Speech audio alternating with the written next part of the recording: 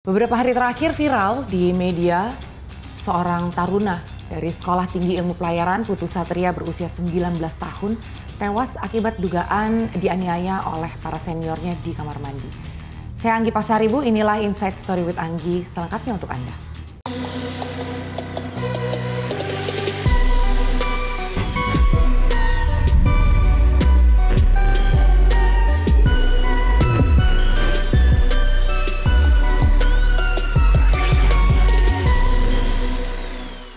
Inside Storyan, pihak kepolisian sudah menetapkan 4 orang tersangka atas kematian Putus Satria. Dan sejauh ini kami tim Inside Story masih terus mencari informasi yang selengkap-lengkapnya dan yang sedetail-detailnya akan penyebab kematian Putu dari beberapa saksi yang ada di lokasi kejadian saat itu.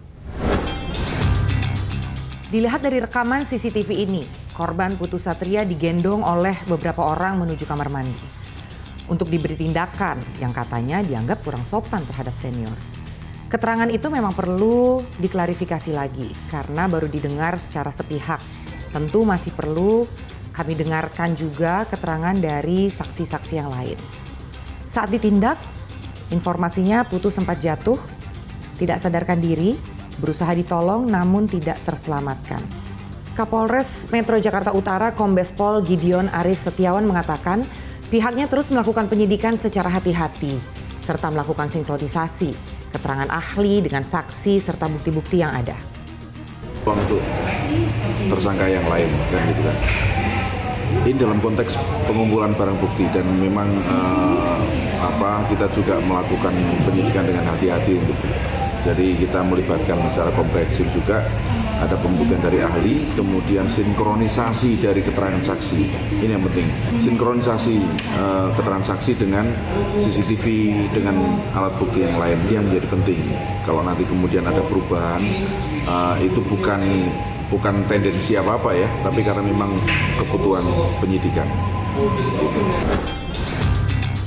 Sebelumnya memang sempat dipertanyakan, kenapa cuma 1 tersangka dari beberapa senior yang diduga terlibat. Usai penyelidikan lebih lanjut, akhirnya polisi menetapkan 3 tersangka baru, yaitu taruna tingkat 2 dalam kasus penganiayaan di Sekolah Tinggi Ilmu Pelayaran Jakarta. Dan hingga kini sudah ada 4 tersangka yang terancam hukuman 15 tahun penjara. Kemudian gelar perkara juga dilakukan. Usai gelar perkara kedua pasca prarekonstruksi, penyidik reserse kriminal Polresto Jakarta Utara menetapkan senior korban taruna tingkat 2 di sekolah calon pelaut itu ada AKA alias K, ada WJT alias W, dan FA alias A.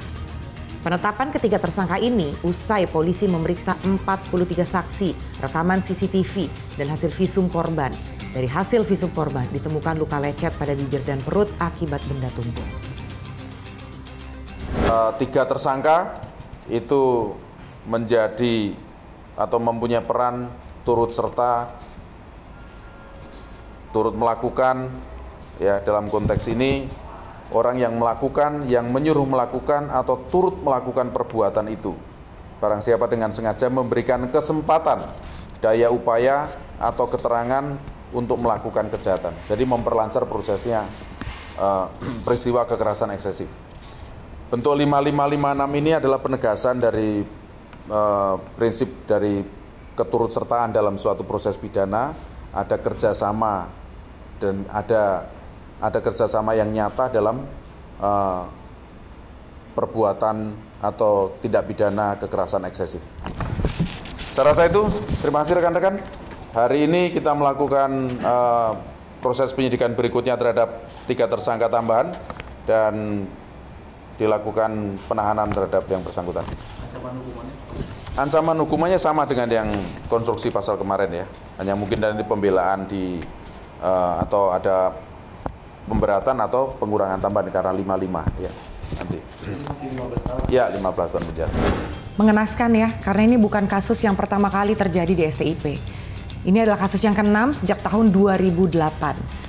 Pada waktu itu sempat ada pernyataan dari Menteri Perhubungan Budi Karya Sumadi yang menyampaikan akan melakukan reformasi secara total di Sekolah Tinggi Ilmu Pelayaran ini. Tujuannya untuk menghilangkan aksi kekerasan dan bahkan sempat juga disampaikan akan melakukan moratorium atau nggak membuka tahun ajaran baru untuk satu angkatan atau 1 tahun. Kementerian Perhubungan sebagai stakeholder STIP akhirnya memberhentikan terduga pelaku agar polisi dapat melakukan penyelidikan dengan lebih leluasa. Kemenhub juga berencana membentuk tim investigasi untuk mengusut kasus penganiayaan ini dan melakukan evaluasi terhadap pola pengasuhan taruna sebagai pembenahan ke depan. Apa yang dialami Rio akan kita kenang sebagai suatu kejadian yang mendalam dan menjadi dasar bagi kami untuk melakukan reformasi pendidikan vokasional dari Kementerian Perhubungan.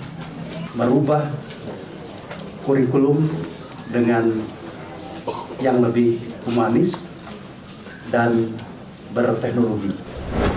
Proses otopsi terhadap almarhum Putu Satria sudah dilakukan dan bahkan jenazah korban sudah diantar ke kampung halamannya di Bali dan saat itu disambut langsung oleh keluarga di mana ibu korban tak kuasa menahan tangis. Orang tua mana yang sanggup menghadapi kematian anaknya? Di tengah rasa rindu harus melihat sang anak pulang hanya berupa jasad. Dan saat itu tim kami dari Inside Story berkesempatan untuk mewawancara ibu korban. Mendengarkan bagaimana kronologinya saat itu dan apakah sudah ada bentuk pertanggungjawaban dari pihak STIP kepada keluarga. Ibu terima kasih loh waktunya buat Inside Story. Pertama-tama saya ngucapin turut berduka cita ya Ibu untuk kehilangan dan kepulangan Mas. Ya, terima kasih. Ibu sehat kabarnya?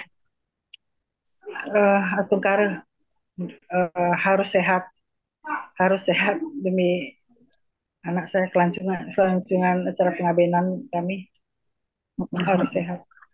Lagi ada acara sekarang? Ya, kebetulan kami sedang mempersiapkan acara pengabenan, pembakaran ini hanya almarhum Satria anak saya. Oh gitu. Ibu kemarin itu pada saat ditelepon, boleh diceritain nggak Ibu? Awalnya Awal menerima informasi ya. Waktu hari Jumat tanggal 3 ya sekitar jam 9.29, saya waktu itu dalam posisi di tempat kerja di kantor. Saya menerima telepon dari Bapak Kanit dari kampus STIP Jakarta, bilangnya anak saya Putu Satria. Dia bilang gini, apa namanya? Hari pagi ini kami ada giat jalan santai. Adik Putu Satria setelah jalan santai tiba-tiba pingsan. Kami bawa ke poliklinik, tapi setelah sampai di poliklinik adiknya udah dalam keadaan tidak ada, udah dalam keadaan meninggal gitu.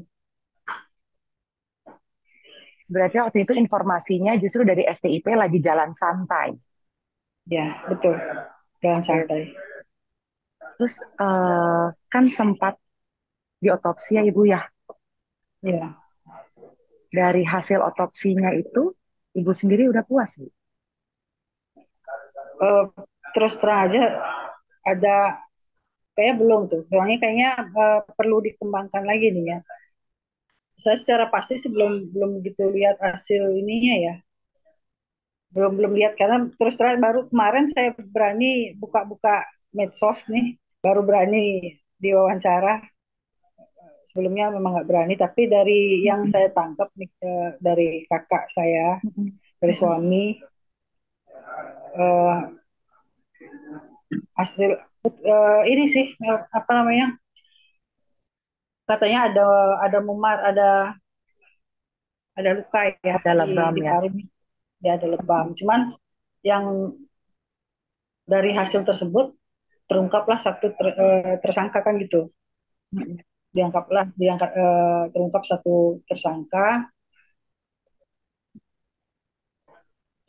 Yang ini kami nggak terima. Yang saya nggak agak ada kejanggalan sedikit. Yang luka di tangan itu nggak ada disebut. Ada lebam di kedua tangannya itu nggak disebut gitu. Jadinya kayaknya memang kasus ini perlu ada pengembangan lagi.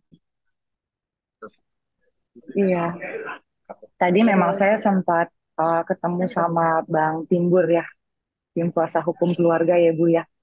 Memang Ya, lagi ditindak lanjut, lagi ya betul. diproses untuk keterangan-keterangan para saksi dan sebagainya. Cuman tadi yang terakhir itu kan karena informasinya keluarga udah mau melakukan kremasi ya sama almarhum, Ya, yang artinya kalau ada kejanggalan udah nggak mungkin bisa otopsi ulang gitu. Nah dari ibu sendiri gimana?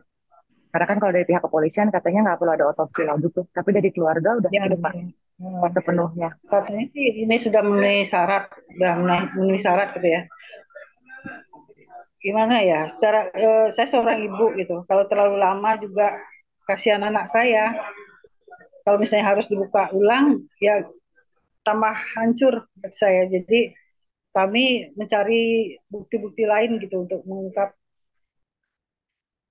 Mudah-mudahan ada kuasa hukum kami dan banyak pihak yang bisa membantu kami. Ya teman-teman media juga tolong bantu kami cari Hmm, pasti, bukti-bukti. pasti. Hmm.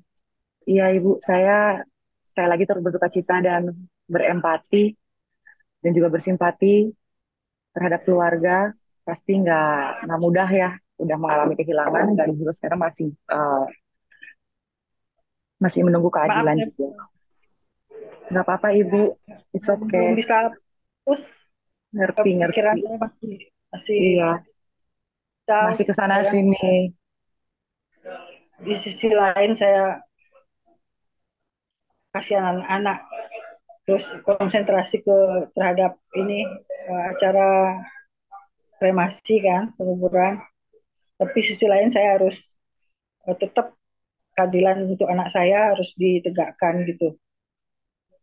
Pokoknya saya mau uh, penelusuran lebih lanjut, ada transparansi, nggak ada yang tutup-tutupi. Dari pihak kampus juga harus memberikan keterangannya sejujur-jujurnya. Jangan ada yang di diumpetin, ada gitu. Iya. Tapi sebelum-sebelumnya Putu sendiri sempat telepon ke ibu sehari sebelum kejadian atau Uh, kondisi di sempat asrama. sempat ini kita WA aja, Hmm, teleponan kebetulan kan malam hari Kamis ya sebelum sebelum kejadian ya hari sebelum Kamis. sebelum Kejadiannya kan kejadian Jumat. ya kami, kami mau video call ini anak-anak adik-adiknya Rio mau video call sama kakaknya, saya WA katanya kayaknya masih ada giat, terus dijawab itu malam sekitar jam setengah 10 kalau nggak salah ya, dijawab ya mah gitu gitu, adik minta video call nak gitu, ayo ayo naik gitu. Tapi adiknya sekarang udah bobo, udah malam. Kami kan di Bali itu 1 jam lebih ini ya, lebih Lebih awal ya. Hmm. jadi lebih malam di Bali gitu. Jadi karena adik tidur jadinya kita nggak jadi video call. Ya udah Oh, itu yang itu terakhir ini ya. ya, paginya saya sempat WA pagi, biasalah saya setiap hari itu pasti dapat dapat aja kontak. Cuman yuk saya gitu kan saya panggil ya mah gitu, habis itu udah itu terakhir mungkin udah ada kegiatan ya dia itu jalan santai itu, udah itu eh, siangnya saya WA lagi udah nggak ada balasan, udah centang dua, udah nggak dibaca. Kemudian setelah itu adalah kabar duka ini gitu. Iya, iya, iya. Tapi semua barang-barangnya udah dikembalikan ke keluarga kan, Ibu? Handphone. Ini masih ada yang tertinggal, ya, sebagian sudah, tapi katanya ada barang yang belum karena ini waktu itu masih dalam ini proses laundry ya. Andre, terus sama dompet gitu belum kayaknya, masih di sana, Dari ditahan gitu. oh, iya. Berarti sebenarnya tipe anaknya family man ya, sering komunikasi sama keluarga ya. Ya, sangat dekat Bu, sangat dekat. Rio itu deket deket banget dengan kita, dengan saya terutama, apapun yang terjadi dia selalu sharing. Nah, masalah dia di bully ini, masalah dia di ternyata sering terjadi pembulian terhadap dirinya, tapi nggak dikasih tahu saya. Mungkin dia takut saya kepikiran, atau memang ada tekanan kalau misalnya ngasih tahu akan terjadi sesuatu, malah tambah di buat target. Saya Ibu juga nggak tahu tahu. kalau dia sering dibully dari mana? eh HP itu kembali pada kita kan, hari hari apa ya, saya lupa, hari Sabtu apa hari ini, HP itu kembali, HP-nya Rio. Nah, kita buka-buka chat chat, ternyata memang Memang dia sering sering di ini ya. ada sering ada dibully. chat yang bilang, oh, dapat aja diambil sama Nior, tetap dicari sama Nior, dapat aja diambil sama Nior gitu dia bilang. Obrolannya mengatakan begitu, dapat aja diambil sama Nior, begitu dipukulnya di dada, di ulu hati lagi arahnya gitu. Ada kok ininya, obrolan itu akan kita uh, kirim ininya, obrolan Boleh, itu mungkin. boleh Ibu. bareng- Iya boleh. Kalau kalau berkenan, boleh di capture, dikirim ke saya atau dikirim ke produser saya juga nggak apa-apa. Nggak apa-apa. Nggak apa-apa nanti nanti nggak apa-apa nanti kita yang tektokan sama Mas apa namanya Pak Blinyoman gitu. Makasih sekali Ibu untuk waktunya, ya, eh, untuk temuan-temuan yang kami temui di lapangan, fakta-fakta juga. Nanti kita akan bantu untuk kawal sampai tuntas.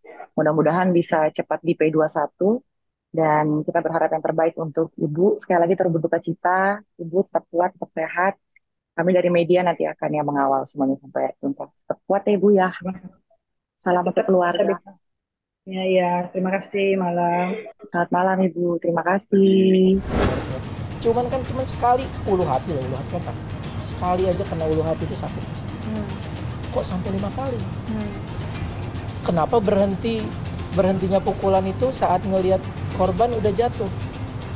Kenapa pas korban udah mungkin pukulan sekali kesakitan, kenapa nggak stop?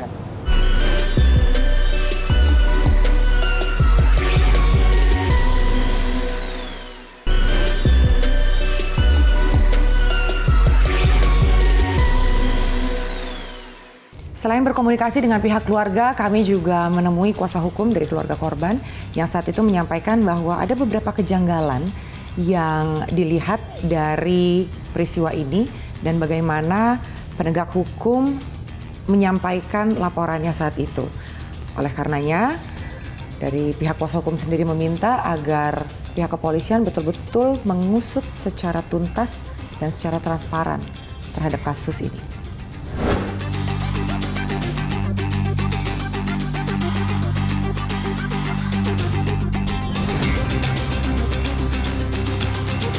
Jadi kalau bicara soal korban di STIP, teman-teman, satu-satunya yang bisa kami kontak saat ini adalah kuasa hukum. Memang masih berproses untuk bisa menghubungi pihak keluarga. Tapi sementara ini, kalau dari kuasa hukum sendiri, bisa diceritain nggak sih Bang, kronologi sebenarnya itu yang benar gimana sih? Mungkin dari Bang Tupur dulu Bang. Jadi yang kami dapatkan informasi dari keluarga dihubungi oleh pihak kampus itu Jumat pagi jam 9. Oke. Keluarga dapat kabar bahwa almarhum Putu itu meninggalnya di toilet, jadi diangkat dari toilet menuju ke klinik, meninggal di situ, lalu dibawa ke rumah sakit untuk memastikan kondisi. Ternyata memang di rumah sakit diperjelas lah ya bahwa memang Putu udah meninggal sejak di kampus. Lalu keluarga yang ada di Jakarta datang Setelah itu dilihat kok ada bekas memar ya, ada bekas-bekas kekerasan ya. Setelah itu lalu dibuatkan laporan polisi, lalu almarhum Putu itu jenazahnya dibawa ke rumah sakit Polri untuk kepentingan otopsi. Ya. Itu alurnya, lalu kita dikabarin keluarga yang di Bali itu datang sore lah, agak sore, tiba di rumah sakit Polri. Dan di CCTV, dan menurut ini udah dikonfirmasi ya oleh penyidik, itu mondar-mandir orang keluar masuk. Jadi ada yang masuk mungkin ngelihat, ya ada yang masuk keluar. Ini kan saya mendengarnya sedih ya. Kok ada ya orang ngelihat dipukul gitu, ya udah cuek gitu. Ada belasan itu, banyak banget keluar masuk hilir mudik ke toilet. Toiletnya kebuka kan. Iya. Jadi maksud saya, selain 4 orang ini, justru karena fakta itu saya jadi berpikir selain 4 orang ini berarti yang keluar masuk itu tahu harus ditanya. Iya, harus diminta keterangan. Jangan dia masuk sekali nonjok lagi. Ini kan curiga, iya kan, kecurigaan sah saja kan. Jangan-jangan dia datang, wih asik nih sekali tonjok. Atau mungkin iya benar. Atau mungkin begitu datang masuk jadi ikut. Berarti setidaknya kan ada sesuatu yang perlu diketahui oleh publik ya. Iya, jadi kan kronologinya tuh harus jelas. Si A bilang ini, si B bilang ini, itu harus jelas. Itu aja sih. Itu pertanyaan-pertanyaan itu apabila memang bisa dijawab dan masuk akal tentunya, itu mungkin sedikit membuat keluarga korban setidaknya tabah lah, semakin tabah. Jadi yang sekarang ini kalau saya memposisikan sebagai kuasa hukum dan dari pihak keluarga masih belum puas ya dengan rilis dan juga dengan penanganan baik itu dari pihak kepolisian maupun dari STIP, karena ini sepertinya ya oke ditangani cepat tapi seperti kayak biar cepat selesai deh gitu. Bagaimana Bang? Awalnya kami ngeliat seperti itu ya. Iya. Udahlah yang penting ada tersangka gitu. Iya. Itu kan jadi seperti oke yang penting ada tersangka. Tapi apakah itu aja cukup bagi keluarga gitu? Itu nggak cukup. Itu sebabnya kami datang hari Senin. Senin pagi. Kami tanya, kami klarifikasi semua pernyataan dari Pak Kapolres di rilisnya. Apakah benar memang pelaku tunggal ini final? Dan akhirnya kami mendapat sedikit kelegaan ya. Setelah terkonfirmasi, enggak Bang, ini masih pengembangan. Itu masih bersifat sementara. Lalu di situ kami jelasin, kami bawa juga bukti chat itu kan. Ada kami sertakan itu, ada bukti chat grup Taruna 66 namanya. Angkatan 66 ya. Angkatan 66. Yang coba membuat rekayasa cerita ya, seolah-olah serangan jantung. Oh iya. Ya itu juga lumayan viral itu kan. Kami serahkan ke ke penyidik berjanji, Pak Kanit ini berjanji akan menelusuri siapa saja orang yang ada di dalam grup, siapa yang membuat narasi itu, siapa yang menyebarkan itu, dan siapa yang udah nyebarin ke media. Karena di salah satu TV swasta saya nonton ya, disebutkan bahwa ada siswa meninggal di STIP karena serangan jantung. Olahraga. Olahraga. Berarti kan udah ada yang nyebarin, ada yang coba nyebarin, ya kan? Itu yang kami minta gini. Kalau saya boleh bilang gini, ini pengungkapan ini sederhana kok. Ada CCTV, ada saksi, mungkin bisa ditambah keterangan ahli, pasti terungkap. Ini bukan seperti kasus-kasus sebelumnya lah, yang CCTV-nya nggak ada atau. Cuman kami minta lah jangan dibuat kok kesannya sepele atau sesederhana itu gitu. Kok kesannya kayak cuman dipukul, meninggal, selesai, si Tegar, ini nggak sesederhana itu. Dibuat sesederhana mungkin, seperti ada keberpihakan terhadap korban, ada tersangka yang diberikan, udah gitu kan. Kasusnya nggak sederhana, tapi ngungkapinnya sederhana. Menurut saya cara ngungkapinnya, apalagi penyidik kita ini kan jago-jago ya, hebat-hebat dengan segala metodenya, pengetahuannya, nggak susah. Cuman jangan dikemas kasus ini jadi seolah-olah sederhana. Ya tadi saya bilang, ya ini si Tegar lawan almarhum Putu, udah itu aja. Enggak. Nggak sesederhana ini, benar sih. Apa pertanggungjawaban grup itu ya? Apa pertanggungjawaban STIP terhadap adanya chat? Ya. Kampus tahu nggak? Siswa-siswanya lagi bikin kayak gitu? Atau yang jadi pertanyaan itu kan di chat itu forward orang sih. Siapa yang pertama nge-forward? Kan gitu kan? Jadi berkembang ya akhirnya. Ya, itu makanya saya bilang, daripada kita makin banyak pertanyaan, mendingan ini dibuka sejelas-jelasnya. Kami ini kan kuasa hukum, terbuka aja sama kami. Undang kami kalau memang dibutuhkan. Diskusi, oke, kita juga terbuka untuk diskusi, temuan-temuan kita kasih gitu kan. Jadi maksudnya kalau memang nggak ada tendensi apapun terhadap kasus ini, ya udah buka kan, nggak susah kok. Iya, iya. Kalau dari pihak keluarga sendiri gimana bang? Karena otopsi udah dilakukan. Terus tadi abang bilang ini sepertinya disederhanakan, yang penting ada tersangka, gitu kan. Tapi motifnya, kesaksian dari para saksi, kesaksian orang sana kan belum ada nih, gitu kan. Harapan dari keluarga tuh apa? Karena kan korban sendiri sebetulnya almarhum udah dibawa ke Bali nih, yang katanya akan segera dikremasi gitu kan ya.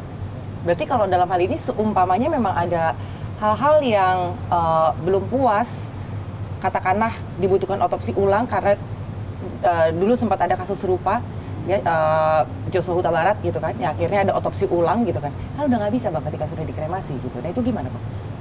Ini jadi gini, sebenarnya keluarga itu waktu diskusi sama kami ketakutannya itu ya. Iya. Diskusi sama kami di rumah sakit Polri, keluarga besar bilang gitu ke kami. Pak, kayaknya kami ragu deh buat ngaben katanya. Soalnya takutnya ada otopsi ulang. Iya, udah jadi debu, udah nggak bisa diapa-apain. Yang kedua, waktu hari Minggu sebelum kami ke Polres, di grup, kami ada grup inilah buat koordinasi antara keluarga dan ini. Pak, tolong dipastikan ya, ini memang kami bisa nggak menjalankan ngaben ini. Karena ini ya udah jadi abu ya. Berarti dari keluarga tuh juga ada feeling yang belum beres ya sebetulnya. Iya, jadi keluarga kan masih ada keraguan. Masih ada. Iya, keluarga kan gimana ya, maksudnya cemas ya. Pasti. Jangan sampai nanti setelah dibilang oke cukup. Iya. Ngaben ternyata wah kita kurang bukti ini, otopsinya harus diulang atau apa ya. Udah jadi ya nggak bisa ya, kita kan tahu sendiri ya, tahu kalau misalnya ngaben kan seperti apa nanti seperti apa. Betul. Nah itu kan sebenarnya kembali lagi kepada kepercayaan budaya dan istiadat keluarga korban. Ada kemungkinan mereka mau kalau seumpamanya almarhum tidak di ngaben tapi dikubur aja. Oke. Itu gimana bang? Waktu Senin kami datang, itu jadi salah satu pertanyaan ke Pak Kanit. Pak, ini yang jadi kegelisahan di keluarga. Ini otopsi ini ada kemungkinan diulang nggak? Soalnya secara adat istiadat almarhum mau ada acara ngaben.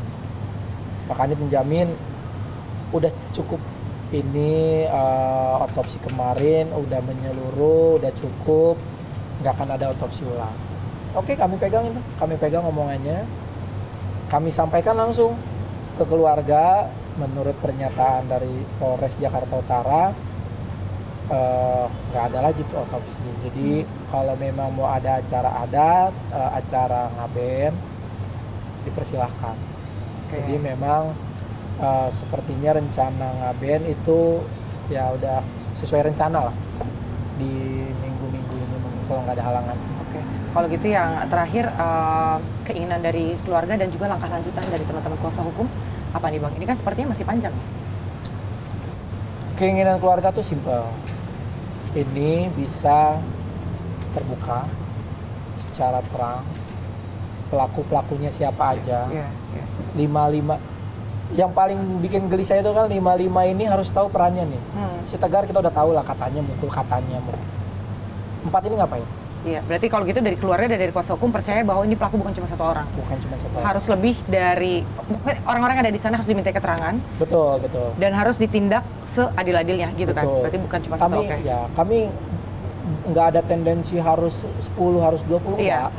Cuman karena memang 5 orang yang masuk ya jelasin ke kami dong. Iya. Ngapain 4 orang. Keterlibatannya apa? Dan yang manggil tuh 5 orang katanya. Iya. Itu kan sesuai rilis kami tuh gini. Kami akan kejar sesuai fakta yang terungkap ya. Iya. Katanya 5 orang manggil, oke, kami kunci 5 orang manggil. Bawa ngapain aja? Gitu, iya, ngapain aja nih 5 orang senior, tingkat 2 semua itu. Ngapain aja? Si Tegar mukul 4 lagi ngapain? Itu harus jelas. Lalu harapan keluarga selanjutnya ke pihak kepolisian pasti itu. Bisa adil, bisa terbuka, transparan, ya kan? Biar semuanya jelas. Kalau ke STIP, harapan keluarga yang jelas di kasus ini dulu ya, bisa membantu pihak kepolisian dalam mengungkap. Karena mau bagaimanapun ini kan di lingkungan STIP. Ini kan dalam sekolah dia. Barang bukti dia yang punya CCTV. Saksi taruna-tarunanya dia, iya kan. Jadi si 4 orang saksi junior yang belum sempat dipukul ini kan kalau menurut hemat kami jadi saksi kunci. Iya. Ada apa di situ, betul. Ya kalau si senior emang nggak akan ngaku lah dia. Iya. Orang dia yang manggil. Ini 4 junior ini saya minta dilindungin lah. Ini tuh jadi kunci. Dia saya sangat ngerti dia pasti takut. Iya. Apalagi masih satu asrama. Iya. Dia pasti takut. Jadi keluarga masih meminta itikat baik dari STIP. Coba bisa nggak membantu kepolisian gitu ya dalam mengungkap kasus ini dengan support semua. Apa yang dibutuhin penyidik support. Apa yang dia dengar, apa yang jadi kan ini kan lingkungan sekolah. Mungkin ada bisik-bisik teman-teman apa coba disupport lah taruna-taruna itu, siapa yang tahu ayo bersaksi lah. Kami bukan nggak tahu apa-apa. Ada informasi-informasi informal yang masuk ke telinga kami ada, cuman perlu diuji juga ya Bang ya. Perlu diuji. Kami nggak mau juga membuat gegabah ya. Langsung terima aja. Walaupun kami tahu, tapi pengetahuan kami ini akan jadi senjata kami buat mempertanyakan itu. Jadi kami nggak gampang percaya. Kami nggak akan gampang percaya karena informasi dari sana sini tuh udah masuk ke kami. Itu yang akan kami terus tanya. Setiap ada hal yang menurut kami kurang tepat, akan kami benturkan nih dengan informasi yang kami punya. Berarti kalau kayak gitu aku simpulkan, meskipun penanganan ini dibuat secepat mungkin, sesimpel dalam tanda kutip ya, sepertinya simpel, terus secepat mungkin. Oke, ini udah ada tersangka, ada keberpihakan dari STIP, ada tindak lanjut dari pihak kepolisian, itu nggak diterima mentah-mentah oleh kuasa hukum maupun dari keluarga, tapi itu akan diuji lagi. Oke, kemarin kan bilangnya 5 buktikan, pembuktian dari segala fakta yang diterima ya, atau dari laporan-laporan yang diterima. Oke. Kami juga kan nggak mau asal menuduh. Iya. Kami cuman bertanya. Kalau dijawab ya kami analisa lah jawabannya. Kalau nggak masuk akal kami kejar. Tapi kalau memang faktanya seperti itu dan memang setelah kami konfirmasi ke kanan kiri ini memang seperti itu, kami juga nggak maksa. Ya udahlah memang begitu adanya. Tinggal kita dorong polisi cepet-cepet Pak P21 nih serahin ke jaksa cepet-cepet nanti masuk ke persidangan kita monitor. Berarti pembuktian dari semua laporan dan juga fakta yang diterima kita lihat nanti sama-sama dan biarkan masyarakat yang menilai. Pada akhirnya kan kalau udah kayak gini kan akhirnya masyarakat sendiri yang menilai. Akan kayak gimana nantinya gitu. Peran media penting banget. Yang namanya militer itu memang ditugaskan untuk perang gitu. Jadi nyawa itu memang akan diberikan untuk negara. Ya kan? Nah sekarang kalau anak ini nyawa ini hilang mau dikasih ke siapa?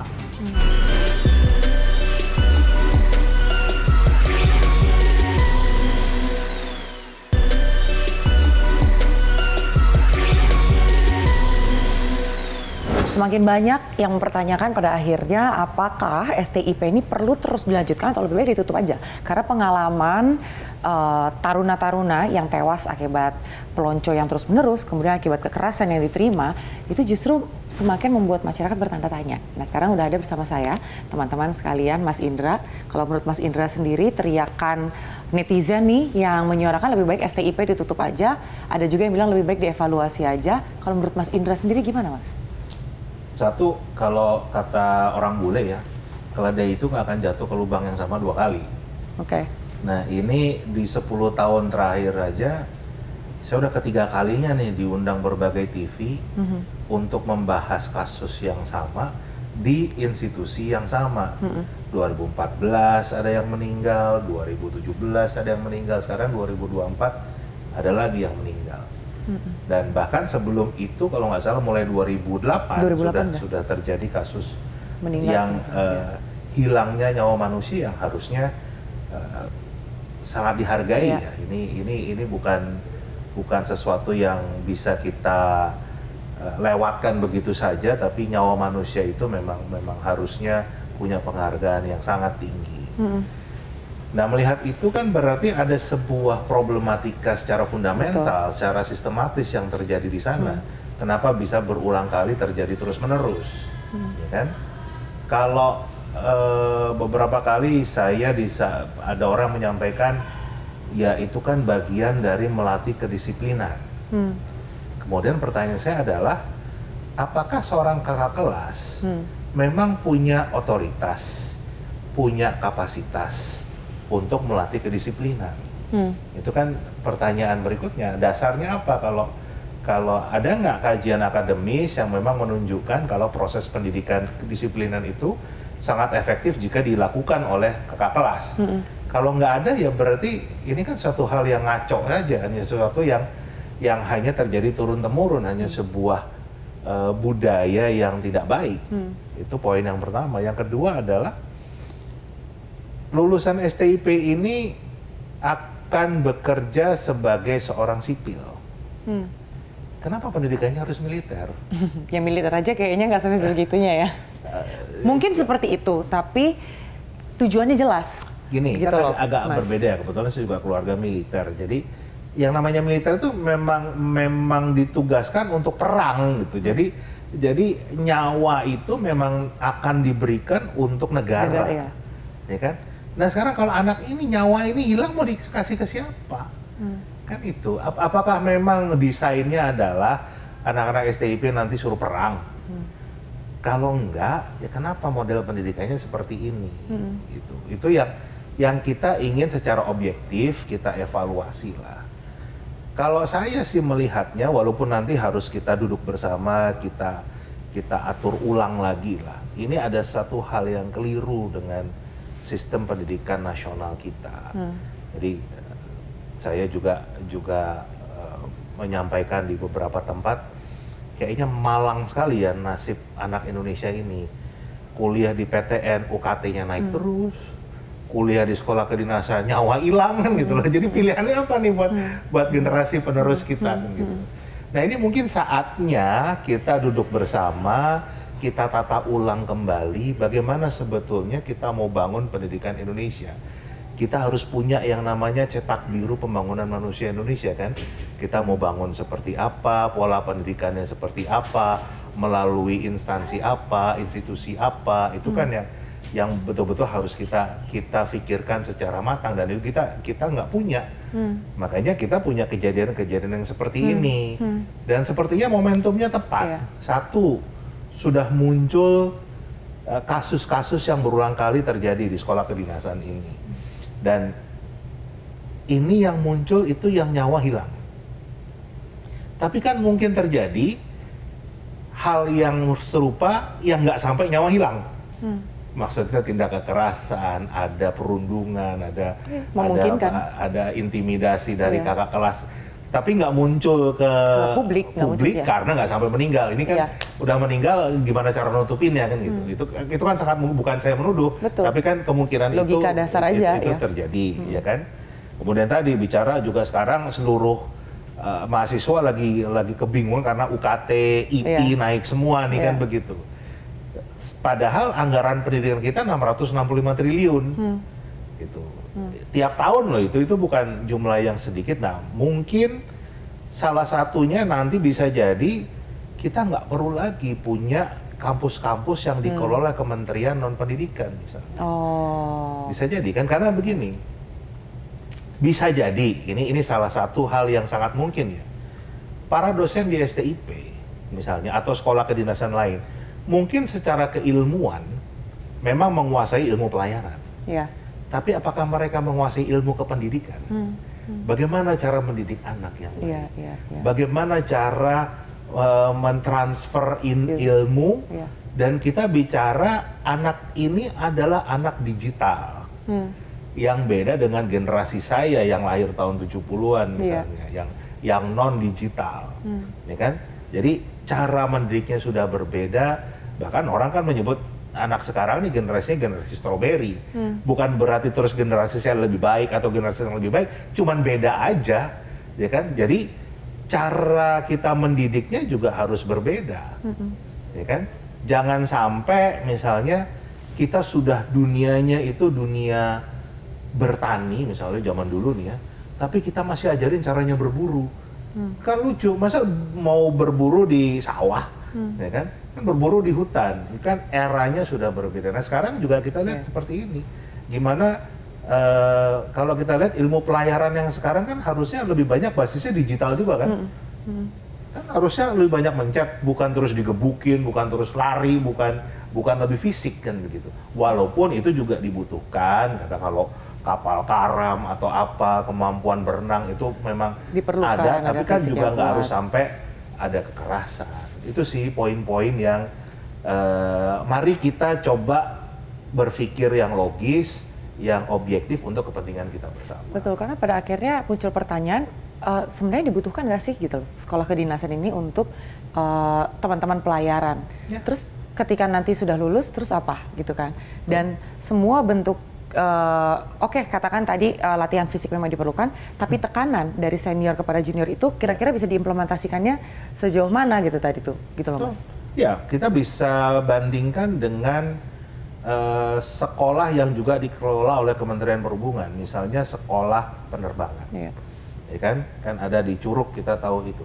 Tapi banyak kok sekolah-sekolah penerbangan yang lain yang punya swasta, ya kan? Di mana-mana ada, di Bali ada, di Jawa Timur ada, di mana-mana ada. Nah mungkin ini juga mulai berpikir mungkin nggak harus hanya satu institusi. Bisa jadi bahkan ilmu pelayaran ini kita serahkan ke universitas, ke UGM, ke ITB.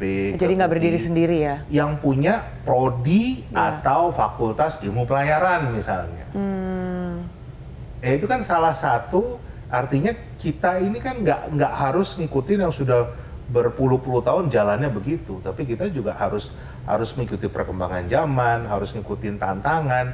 Mungkin saatnya, karena juga biayanya kan besar mengelola sekolah-sekolah kedinasan ini. Mungkin kalau diarahkan ke kampus, ke universitas yang sudah ada, itu bisa ada efisiensi biaya, juga mengurangi model-model senioritas, intimidasi, kekerasan seperti ini. Itu salah satu hal yang bisa kita lakukan sebagai solusi. Gitu. Dan gini Mas, bahwa tadi Mas Indra bilang ini bukan baru pertama kali, bahkan dari tahun 2008 udah ada. Dan itu sudah disorot oleh masyarakat. Bahkan sudah sempat ada statement akan ditutup kalau masih ada lagi kekerasan.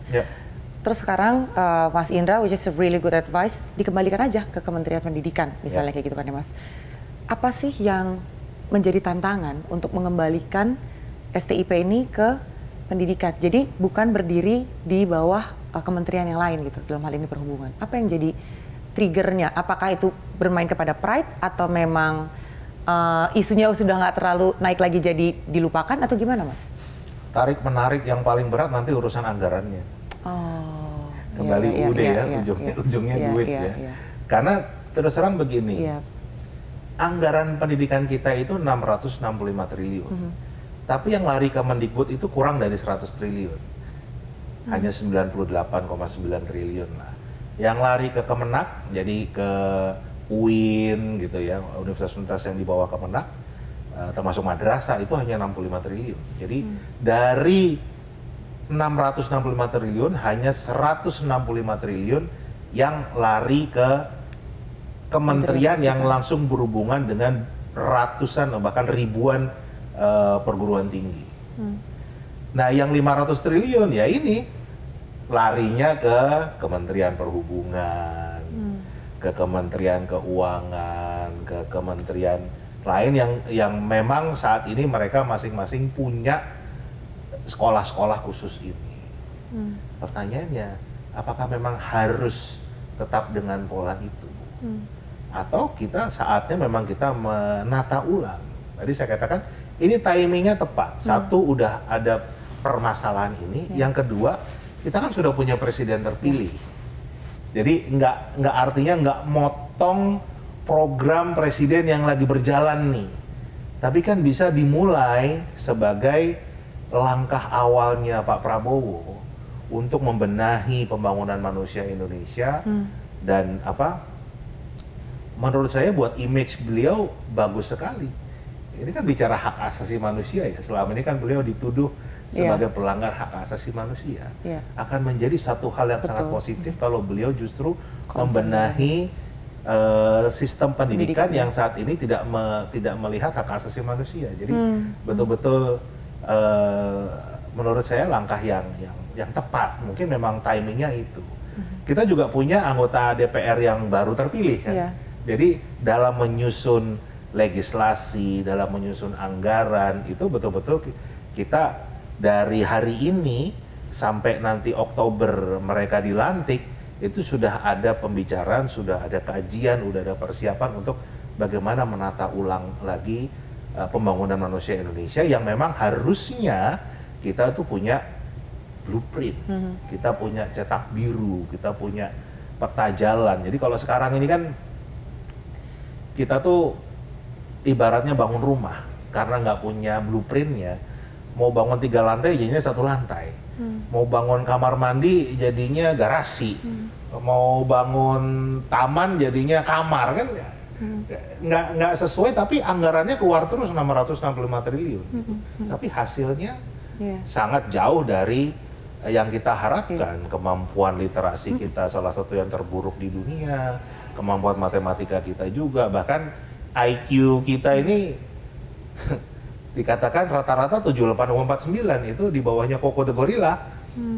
Kan menyedihkan. Artinya tidak sesuai dengan perintah konstitusi yang harusnya mencerdaskan, tidak sesuai dengan cita-cita para pendiri bangsa yang ingin merdeka dari Belanda supaya masyarakatnya itu cerdas, bisa mengelola kekayaan kita, bisa mensejahterakan diri kita sendiri, bisa menjadi warga negara yang mandiri. Itu kan harapan kita. Betul. Oke. Yang terakhir, aku sampai speechless teman-teman dengerin Mas Indra berbicara karena memang itu juga yang jadi kerinduan saya rasa ya semua anak-anak muda sekarang, bahwa kita mampu tapi ruang itu sepertinya terbatas gitu. Dan anggaran yang disediakan tadi nggak sesuai dengan output yang kita terima gitu tadi kan. Tapi yang terakhir nih Mas Indra, beberapa waktu yang lalu saya sempat bicara juga dengan keluarga korban gitu kan. Sampai saat ini mungkin ada ekspektasi juga dari mereka yang seharusnya STIP lakukan gitu kan. Kalau dari Mas Indra sendiri, kalau Mas Indra bisa memberikan satu statement, closing statement gitu dari STIP sendiri dan juga ekspektasi dari keluarga korban dan juga bagaimana para penegak hukum yang masih terus berproses ya, bagaimana saksi-saksi dikumpulkan dan tersangka-tersangka baru mungkin nanti akan ditunjukkan gitu depan publik. Kalau dari Mas Indra sendiri ada tanggapan atau ada komentar nggak nih Mas? Gini, saya hanya ingin mengingatkan lagi STIP di bawah Kementerian Perhubungan yang adalah bagian dari pemerintah. Mereka itu punya kewajiban konstitusional untuk melindungi segenap bangsa dan seluruh tumpah darah Indonesia. Tapi saya kok sepertinya tidak lihat ada upaya menjadi pihak yang bertanggung jawab terhadap sistem ini. Yang saya lihat justru bagaimana malah mengarahkan ke para senior mereka untuk menjadi penanggung jawab, karena mereka yang menjadi tersangkanya, tapi nggak ada pejabat yang mengatakan ini problem di STIP, kami mau bertanggung jawab, kami melakukan ini. Nggak ada kan gitu. Jadi bukannya saya membela para kakak kelas yang melakukan tindakan pembunuhan ya kan gitu. Ini juga yang harus kita kutuk lah, ini kita tidak setuju dengan ini, tapi mereka mungkin melakukan itu karena sistem. Iya. Tidak ada pengawasan yang sistem keras, yang terjadi termasuk bagian dari bagaimana pengawasan di sana. Termasuk tadi pertanyaan kita adalah jangan-jangan para dosen di STIP memang sebetulnya nggak tahu cara mendidik. anak-anak generasi sekarang nih yang sangat berbeda, di mana informasi mereka dengan mudahnya bisa temukan dari jempol mereka, kan beda dengan zaman saya. Ya kan? Mau cara berlayar sebetulnya kalau sekarang lihat YouTube tuh udah bisa. Ada semua, nggak harus datang ke STIP. Nah, apakah memang mereka itu punya kemampuan? Maukah mereka disiapkan ke sana? Kalau sudah, kenapa hal ini masih terjadi? Kan itu pertanyaan-pertanyaan, tapi tolonglah saya menghimbau pemerintah itu juga punya kewajiban konstitusional melindungi segenap bangsa Indonesia. Itu yang betul-betul satu nyawa itu harus kita lindungi. Tapi saya nggak melihat ada upaya betul-betul ini tanggung jawab kita ini gitu. Itu yang saya sayangkan. Mudah-mudahan sih karena saya nggak langsung berada di sana, mudah-mudahan ada pertanggungjawaban yang lebih jelas ya. Tapi kalau yang terlihat di media kan justru malah hanya mengarah ke para pelaku saja. Para pelaku yang juga harusnya mereka lindungi juga kan begitu. Ya teman-teman Instastoryans, sekarang kita kawal bersama dan kita menunggu seberapa serius pihak-pihak terkait dalam menangani kasus ini. Bagaimana keadilan betul-betul bisa diterima oleh keluarga korban. Dan seperti yang tadi disampaikan oleh narasumber saya, bahwa 6 kekerasan yang berakibat kematian yang terjadi di STIP itu yang terlihat. Kita nggak tahu apakah ada peristiwa yang serupa meskipun tidak sampai menyebabkan kematian yang belum tersorot atau mungkin tidak tersorot oleh media. Jadi untuk hal ini kami semua menanti bagaimana proses penegakan hukum bisa betul-betul ditegakkan dalam mengusut secara tuntas apakah masih akan ada lagi tersangka-tersangka baru yang akan ditetapkan oleh pihak kepolisian dan seberapa serius pihak Kemenhub dalam menangani tindak kekerasan yang ada di instansi pendidikan. Saya Anggi Pasaribu, sampai bertemu di Insight Story berikutnya.